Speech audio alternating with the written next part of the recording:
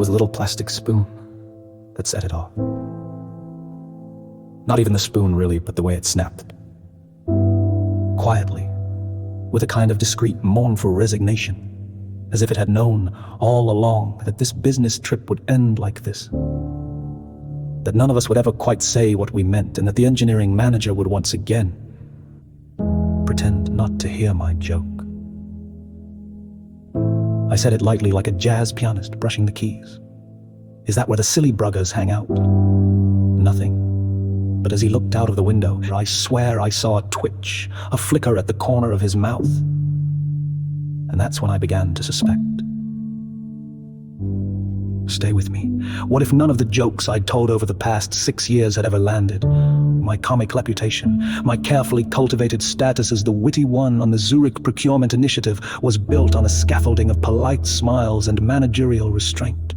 What if every chuckle I'd heard had been a courtesy, every good one made a deflection? Every gentle laugh in the lift, a symphony of self-preservation? And what if the engineering manager was in fact the high priest of a silent cult of non-laughter, guarding the sacred order of dignified response, so that humor, real humor, could never breach the solemn walls of the Intercontinental Rail Systems Conference in Davos? What if? And I know this sounds extreme, but what if on some celestial plane this moment represented a test? A trial of self-worth engineered by the cosmos itself?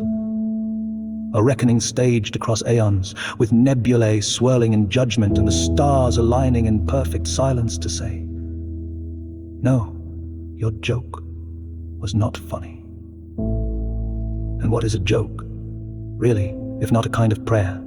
A reaching out across the infinite void in the hope that someone somewhere will laugh, not because they must, but because something deep and human has connected. And what happens if no one does? Well, then one must ask, not just, was the joke bad? But was I ever funny?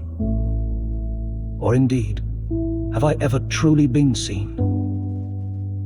It's possible, terrifyingly possible. The entire universe is conveying something vital that is silent and unreadable as the axis around which all my former wit now spirals into the void. And maybe that silence is not emptiness, but judgment, the mute tolling of some ancient bell in the vast cathedral of failure. Or maybe he just didn't hear me. I mean, it was quite noisy.